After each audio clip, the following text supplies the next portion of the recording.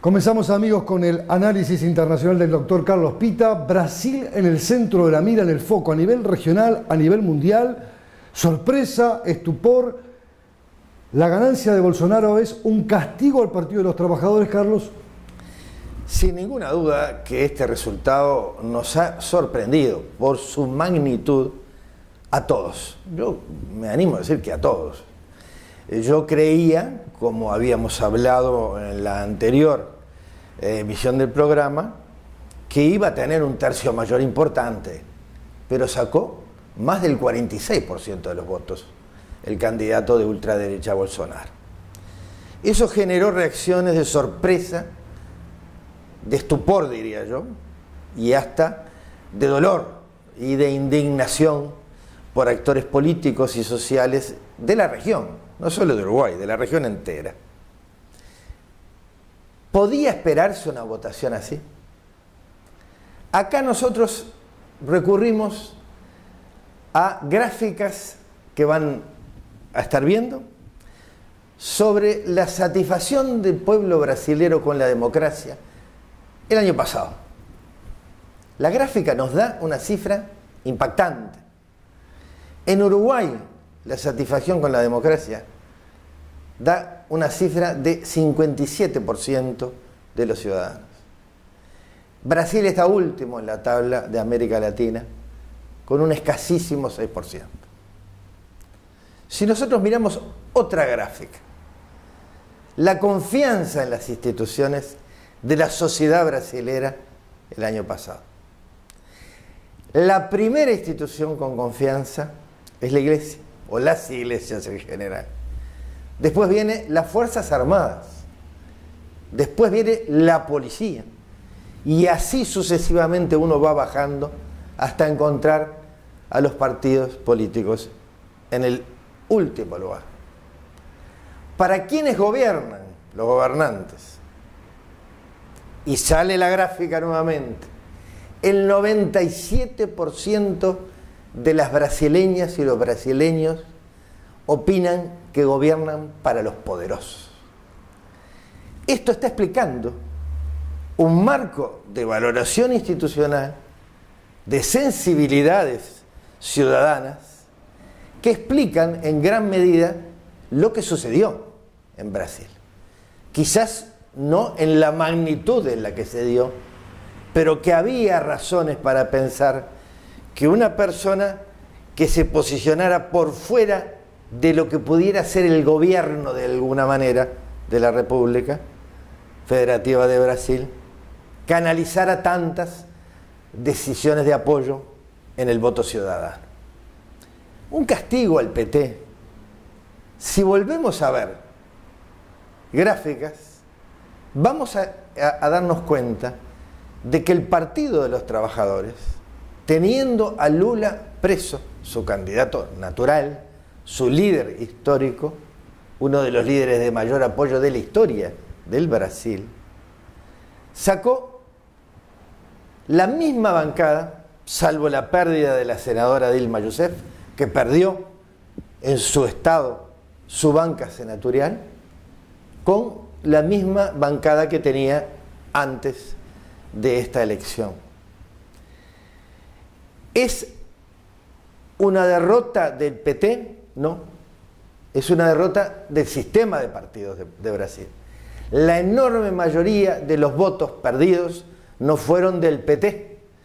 La enorme mayoría de los votos los perdió el partido de Temer, del actual presidente Temer, del PMDB, que hoy se llama MDB, y del partido del expresidente Fernando Henrique Cardoso.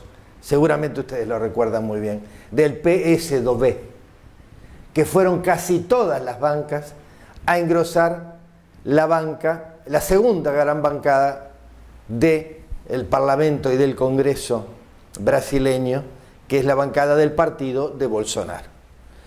Es evidente que hay factores, entonces, que están explicando este resultado. Nosotros no podemos aceptar algunas de las definiciones que ya está moderando Jair Bolsonaro en la segunda vuelta, que ya está moderando Jair Bolsonaro en la segunda vuelta. pero es evidente que la ciudadanía se pronunció por un cambio que le asegure continuidad a un combate durísimo a la violencia. Hay una encuesta que muestra que el 85% de los cariocas, de los ciudadanos de Río de Janeiro, el 85%, escúcheseme bien de lo que estamos hablando, tiene miedo de caminar por la ciudad, por miedo a que lo maten. Ese es el estado de desespero que tiene la ciudadanía, en este caso carioca, pero por reflejo seguramente la ciudadanía en general, del problema del miedo a la muerte y a la violencia extrema en Brasil. Seguiremos viendo otros aspectos de este resultado. Carlos, ¿qué pasa con el tema de la corrupción en Brasil? ¿Ese pudo haber sido también un voto castigo al resto del sistema político que reposiciona a Bolsonaro?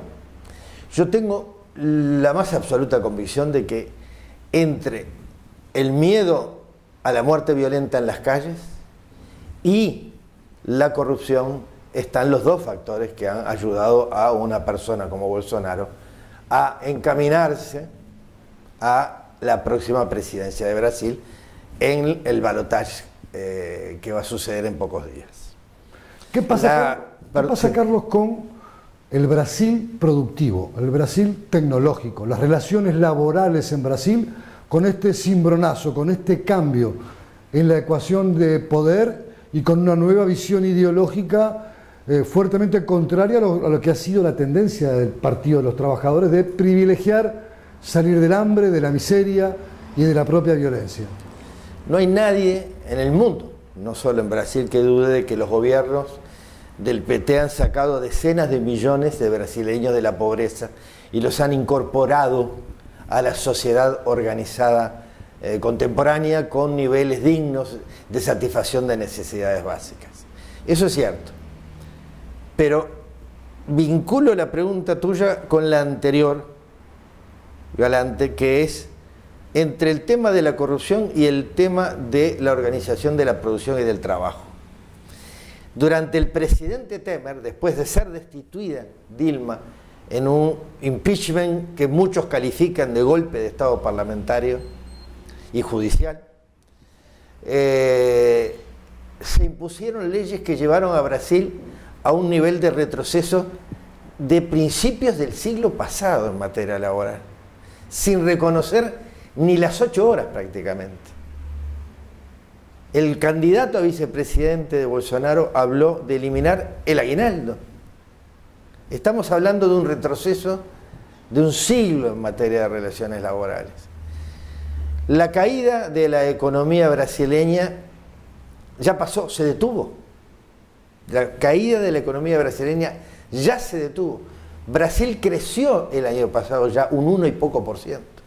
Y este año va a crecer un poco más.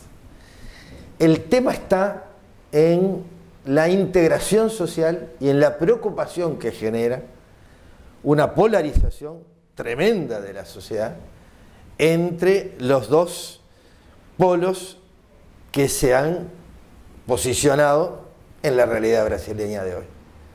¿Y qué va a generar eso para el próximo gobierno? Ya Bolsonaro, reitero, ha ido moderando algunas de sus propuestas. Nosotros deseamos, por el bien de Brasil, de que se encuentren puntos de sensatez para definir las políticas y que se logre regenerar un criterio de gobernabilidad en ese parlamento que fue escenario de permanentes cuestionamientos a la ética y de denuncias de corrupción que fueron severamente castigadas por la ciudadanía, sobre todo, reitero, a los partidos de la derecha y del centro derecha que perdieron prácticamente sus grandes bancadas, que fueron todas a engrosar la bancada de Jair Bolsonaro, en una fragmentación política del Congreso brasilero que se mantiene y que hace que las cosas no sean fáciles para ningún presidente, no solo para Jair Bolsonaro. ¿Qué puede pasar en la región? ¿Qué puede pasar con Brasil? Exactamente, las políticas que anuncia Bolsonaro hablan de cierto proteccionismo. se parece en alguna medida al discurso de Trump en los Estados Unidos. ¿Qué cabe esperar, por ejemplo, para el Mercosur y qué cabe esperar para Brasil en la inserción con el mundo? ¿Cuál va a ser su juego, su escenario? Sin duda que es una incertidumbre que está pendiente de respuesta. Acá tenemos que saber si va a haber proteccionismo. Uno teme que pueda haberlo. Eso sería muy malo para Brasil y para todos, entre otros para Uruguay. Puede haber un encerramiento de la sociedad brasileña en sí mismo. Hay presiones corporativas. La Federación de Industriales del Estado de San Pablo, la FIESPI, es un organismo poderosísimo que está sistemáticamente pidiendo más aranceles y más aranceles y más aranceles para proteger su atraso tecnológico, y eso puede degenerar en actitudes proteccionistas. También es cierto que hay factores en el mundo que están explicando claramente que las guerras comerciales ya iniciadas por Trump contra China y contra Europa no favorecen ni a Estados Unidos, ni a China, ni a Europa, y no favorecen a nadie en el mundo. Hay una esperanza quizás de que Bolsonaro pueda aprender de a dónde nos lleva la guerra comercial para no entrar en ella, en la región, ni en el mundo. Las perspectivas son entonces difíciles de precisar. El pronóstico es muy difícil de realizar. El único pronóstico sencillo es que es amplísimamente favorito Bolsonaro para ganar la segunda vuelta.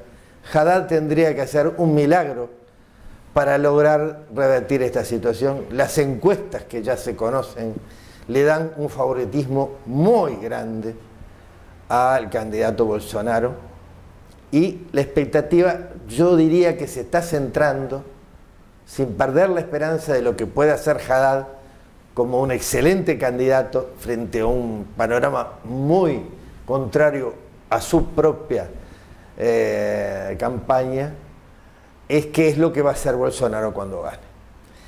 Para eso tendremos que ir desentrañando cada uno de sus discursos, pero fundamentalmente esperar a que asuma el gobierno, el presidente electo, y ver cómo define sus acciones. Ese es el único pronóstico seguro. La expectativa serena, la preocupación fundada, y no caer en excesos de alarmas que puedan luego dificultarle a nuestro país la relación con Brasil y con el resto del mundo. Una buena pregunta sería plantearse si este efecto Bolsonaro puede extenderse por el resto de América Latina. Macri triunfa en la Argentina, Piñera en Chile, Bolsonaro está consolidándose en Brasil. Colombia es también una referencia de un signo político no de esa entidad, pero también hacia el centro-centro-derecha. ¿Qué cabe esperar en este escenario para América Latina a partir de ejemplos como estos? Y si el fenómeno Bolsonaro puede ser una especie de tsunami que lo inunde todo. Yo no tengo la sensación de que el fenómeno Bolsonaro se pueda repetir. Cada sociedad es única. El relato original, cuando hicimos el principio del comentario, nos mostraba a nosotros qué diferente es la situación de la sociedad brasileña con respecto a la sociedad uruguaya. Si alguien le pregunta a alguien que podemos nosotros tener un Bolsonaro en Uruguay, hoy yo diría que casi nadie hace ese pronóstico. Si nosotros logramos imaginarnos algo parecido en algún otro país, bueno, entonces sería posible una expansión del fenómeno Bolsonaro. Yo no creo en ello. Yo creo que hay un proceso de péndulo hacia las posiciones de derecha más conservadoras, pero que eso se está revirtiendo. No olvidar que el segundo país más grande de la América Latina y la economía más sofisticada de América Latina, que es la de México, dentro de poco tiempo va a empezar a ser gobernada por primera vez en la historia por un gobernante de izquierda, como López Obrador. O sea que hay, sin duda, una tendencia hacia la derecha, luego de un periodo de gobiernos progresistas, pero también es cierto que hay novedades en países gigantes como México que hablan del signo contrario. Y hay realidades como la uruguaya en donde nada indica que sea más probable un cambio que una continuidad progresista. Por lo tanto, es una respuesta un poco ambigua porque la realidad también lo es. Amigos, hasta aquí esta nueva propuesta de Otras Miradas. Tras el análisis del doctor Carlos Pita, los invitamos, como siempre, a que nos acompañen dentro de 7 días. Por su amabilidad de siempre, muchas gracias.